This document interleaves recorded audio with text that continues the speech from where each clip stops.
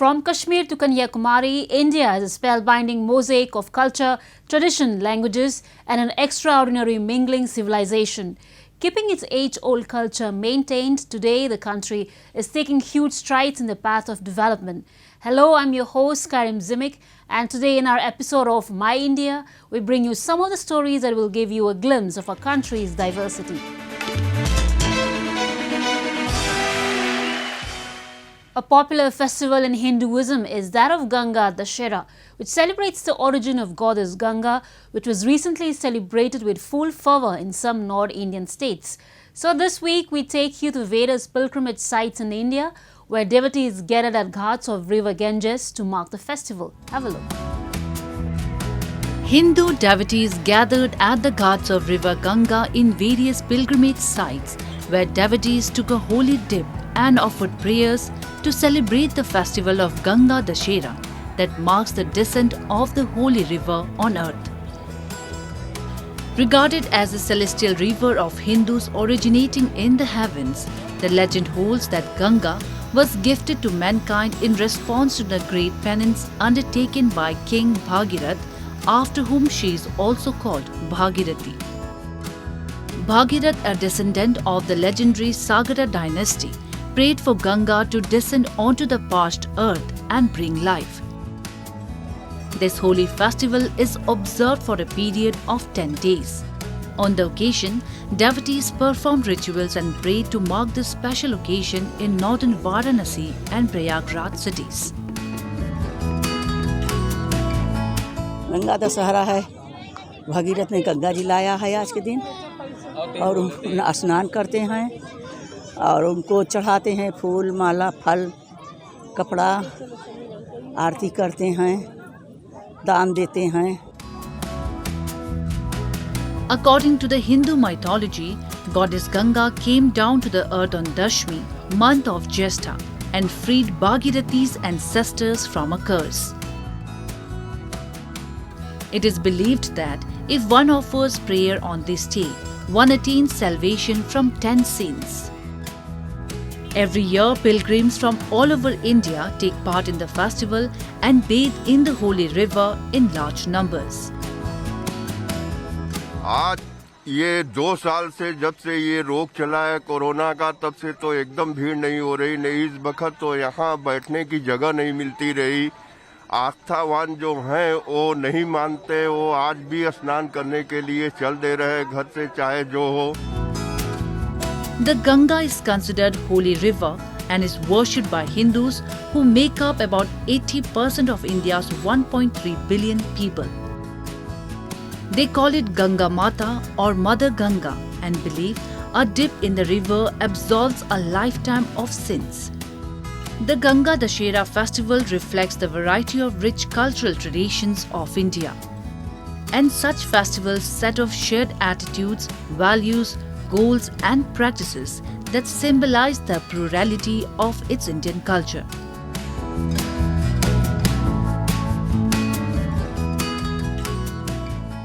Jammu and Kashmir recently got soaked in festive spirit as its Ganderbal district hosted the annual Kheer Bhawani festival.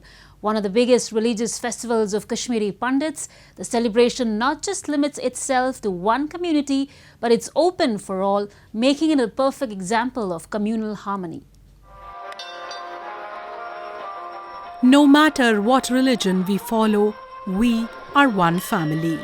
These words, showcasing India's strong bond of secularism, resonated loudly at the Kheer Bhawani temple located in Tulmula village of Jammu and Kashmir's Ganderbal district. Housing the shrine of Ragnya Devi, a revered goddess of Kashmiri Pandit, the temple is the holiest destination for the community who visit it mostly during the annual festival that falls on Jesht Ashtami. Though it is a big occasion for Kashmiri Pandits, but people from all communities eagerly take part in it, setting a beautiful example of peace and brotherhood. This year, amid the pandemic, though the crowd was quite small as compared to previous years, but the enthusiasm among the devotees was no less. Devotees paid their obeisance to the goddess while observing all the COVID-19 SOPs. पिछले 2 साल से अभी ये corona, last year भी corona था, इस साल भी कोरोना है, लेकिन हमारे जोश में कोई कमी नहीं आई है। जैसे कि ये कश्मीरी पंडितों का एक बहुत बड़ा दिन होता है ज्येष्ठ अष्टमी, तो हर साल की तरह इस साल भी हम लोग उतने ही उत्साह से उसको मना रहे हैं। इस टाइम हम नहीं देखते हैं हिंदू मुस्लिम्स, सिर्फ हम देखते हैं प्यार आपस में और श्रद्धा। ये बिल्कुल नहीं देखते हैं कि ये हिंदू है, ये मुस्लिम है, सिर्फ प्यार और प्यार और प्यार। Inside the temple premises, there is a sacred spring symbolizing goddess Ragna Devi, also known as Kheer Bhawani. Within the spring is a marble temple dedicated to the goddess.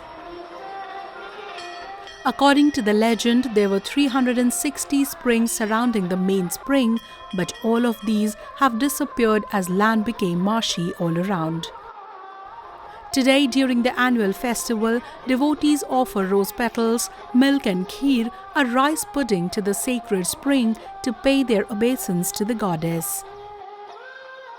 Along with this, devotees, especially males, also take a holy dip in the stream close to the shrine. It is said that Pandits from faraway places visit this temple only on the occasion of Kheer Bhawani, but for the entire year, it's the Muslims of the area who take care of it and make sure that the tradition is kept alive. Even during the festival, they pray for the return of their Hindu brethren to the valley. भाईचारा किसी को समझ नहीं आता है, पंडित कौन है, मुस्लिम कौन है, सिख कौन है, ये कोई किसी को पता नहीं चलता था, क्योंकि एक ही जैसे होता है थे। आय के बगैर भी हम दुआ करते हैं, वही दिन आए कि हम एक दूसरे के साथ गले लगा कर चलें। हम ये हमेशा दुआ करते हैं। Today, the festival has turned out to be the most shining example of communal harmony and brotherhood in the country, and very well presents the Sufi culture of the Union Territory that binds people of different faiths and communities together. Now a roundup of some of the major stories that made news recently. India felicitated Kashmiri youngsters who summited Mount Everest earlier this month against challenging weather odds. The expedition was a joint effort of Srinagar-based Jawahar Institute of Mountaineering and Winter Sports, Uttarakhand's Nehru Institute of Mountaineering and the Indian Army. The team faced two back-to-back storms at Camp 2 during their summit in May because of two cyclones on the Indian mainland. The team finally managed to summit the Everest on June 1 against all odds as many teams returned to base camp waiting for the weather to clear. बहुत सारी टीमें वापस भी आ गई। हमारी India की बहुत और भी टीम CAPF की टीम थी हमारे साथ, 48 लोगों की टीम। तो जब वेदर ख़राब हुआ 2-3 दिन रुके वो वहाँ, 3 दिन के बाद वापस डाउन हो गए। बाकी और टीमें थी, फॉरेनर्स थे, सारे लोग डाउन हो गए। और हमने फिर वहाँ बहुत टाइम बिताया और हम वेदर का वेट कर रहे थे कि कब वेदर खुलेगा, कब खुलेगा। और लास्ट में फिर 29 को वेदर खुला और फिर हमने 1 जून को समिट करा। The Kashmiri man who scaled Everest belonged to a humble background. It was for the first time in India that two national mountaineering institutes collaborated for such an expedition and the first international expedition of JIM and WS.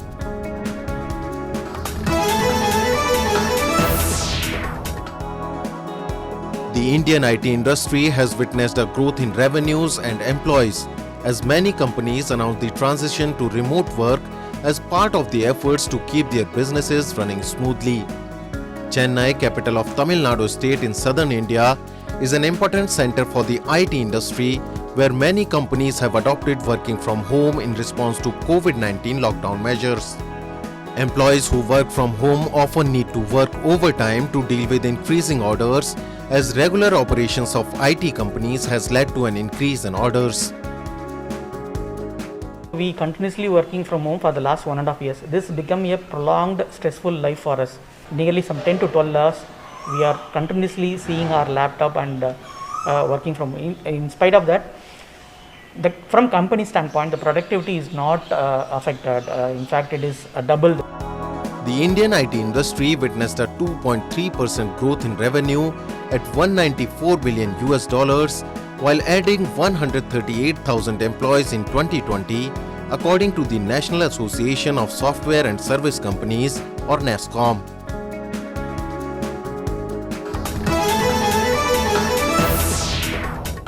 The world-renowned lock-making industry in Aligarh employs a large workforce.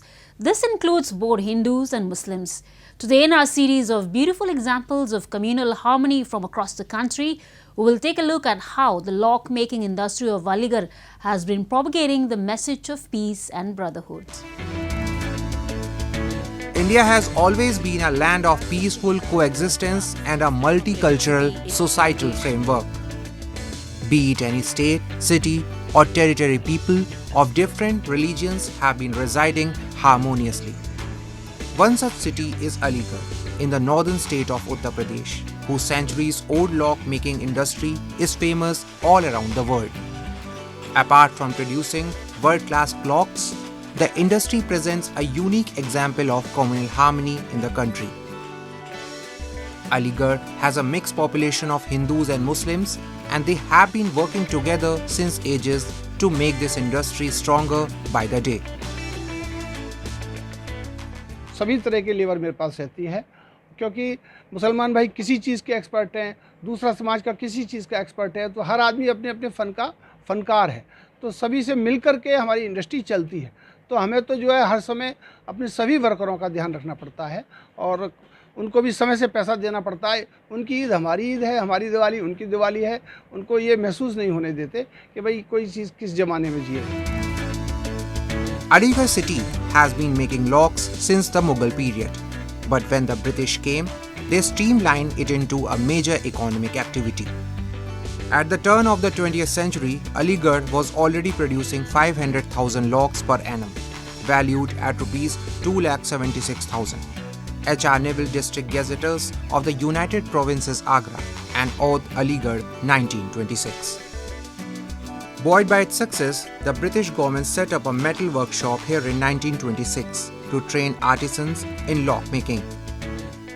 In the coming few decades, every family in the district and lakhs in neighbouring ones had at least one member associated with the industry.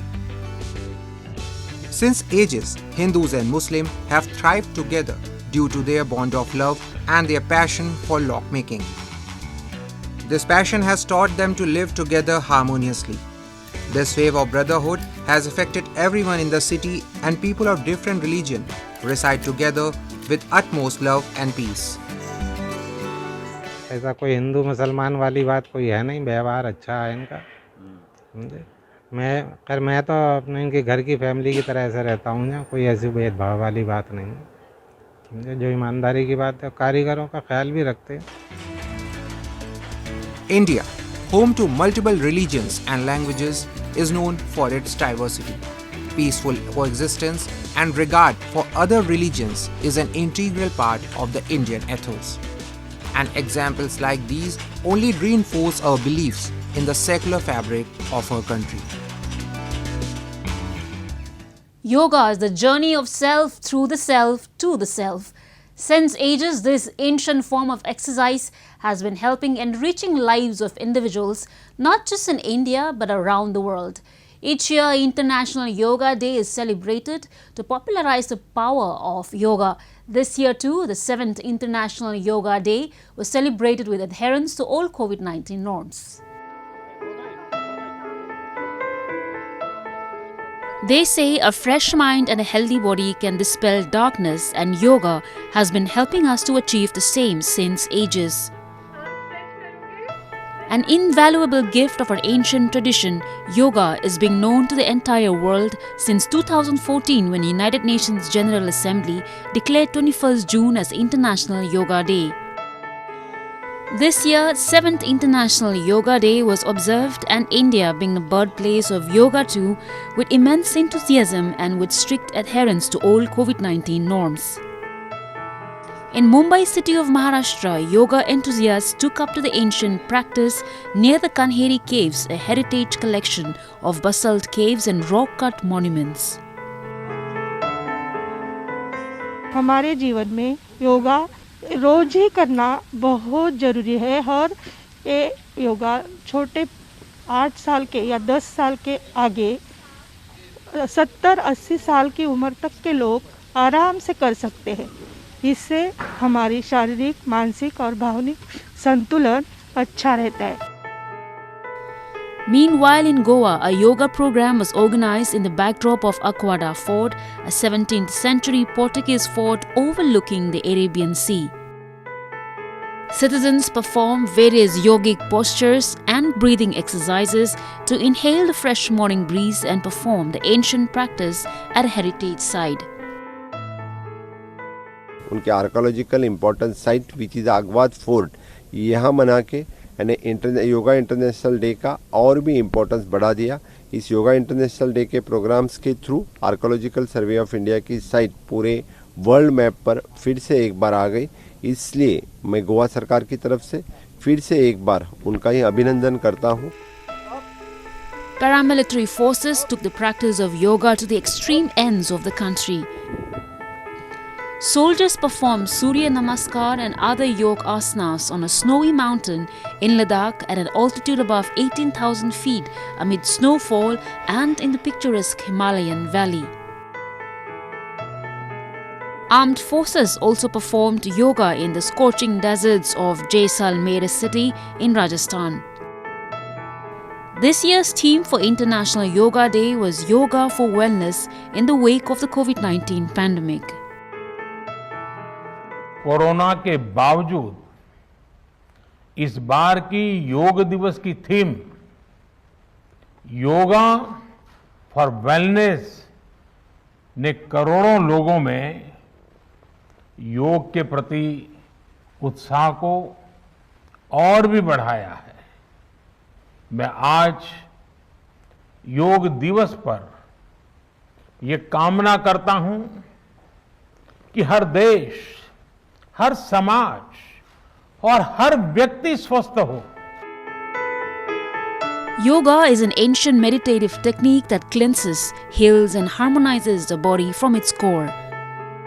It is a practice that has been accepted widely even in Western cultures for its capacity to bring body balance and calmness of mind.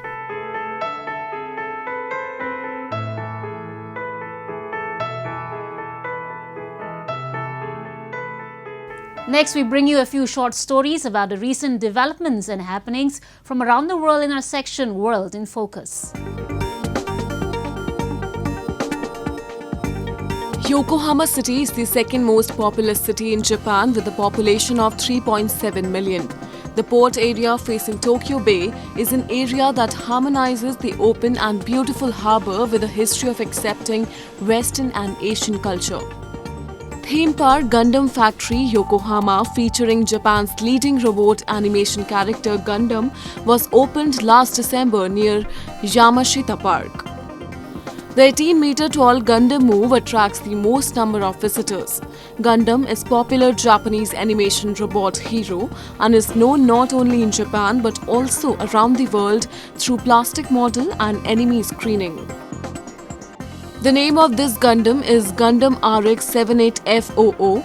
It is assumed that Gundam was found in Yokohama City in pieces such as hand and feet and was repaired to move again. On observation deck, special photo of the beautiful scenery of Yokohama City and Gundam are very unique.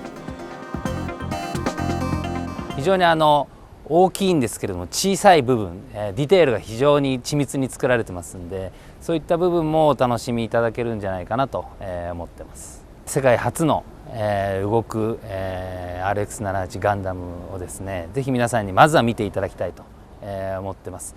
でその上でやはりガンダムというのは、世界の人々に勇気を与えるような存在であってほしいなと、以前から思っておりますので、ぜひですね、コロナ禍ではございますが、日本に来れる、ようになりましたらぜひ日本に来ていただいて世界初のこのガンダムに見て触れていただきたいと思っております。 It's sunset on Yokohama City. The view of the port changes beautifully. The moving Gundam offers special view at night. It's fantastic sight that comes to mind with the backdrop of the illuminated Gundam, the sea and night view of Yokohama. Yokohama is a city full of energy where visitors can engage in unique activities. Gundam factory Yokohama will be scheduled to open until March 2022.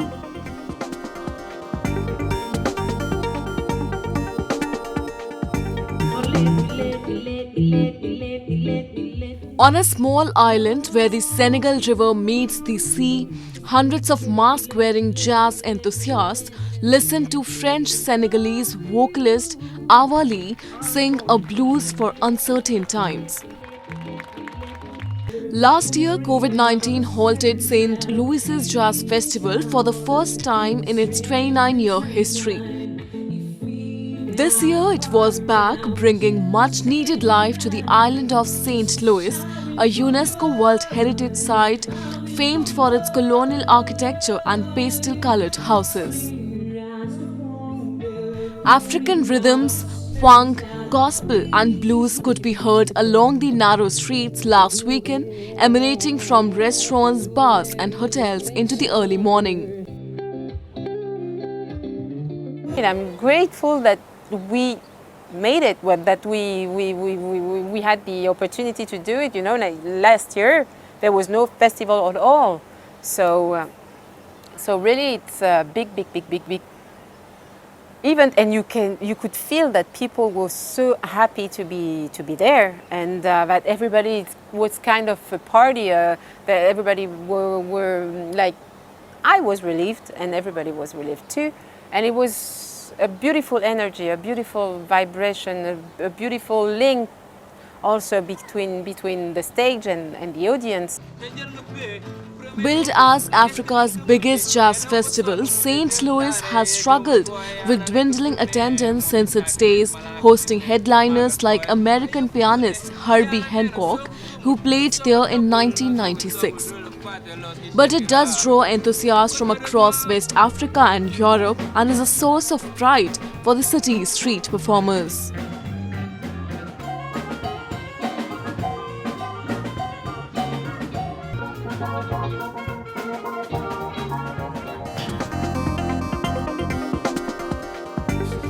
Enjoying hot sand bath is a unique experience in Japan, only found in Ibusuki, Kagoshima Prefecture, where many volcanic landforms can be found. 温泉の熱を使って砂を温めて、その温めた砂を体にかける。だから砂のお風呂、あったかい砂のお風呂。お願いします。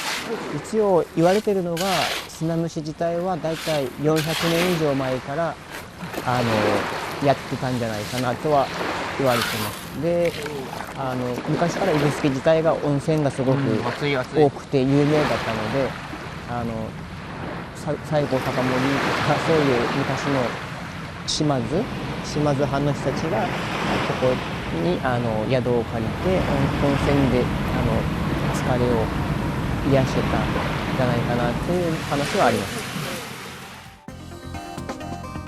There are a number of clocks lined up in the sand bath hall to remind visitors that they should not stay in the sand for more than 10 minutes so as to get the best benefits of the bath and avoid dehydration. 普通の温泉の4倍ぐらいの効果があると言われています。肩こりとか腰痛、冷え性、体感的には42、3度ぐらいになると思います。砂蒸しはとても世界的にももうここでしかないのでなかなか珍しいものですから、ぜひ体験して感じてもらえればなと思います。To take a sand bath, visitors can borrow a yukata, get into a sand pit and let the attendant heap sand over them. The heated sand will warm the whole body and its weight also aids in improving blood circulation. There are facilities with steam sand bath located right by the sea, and the sound of the waves relaxes the mind.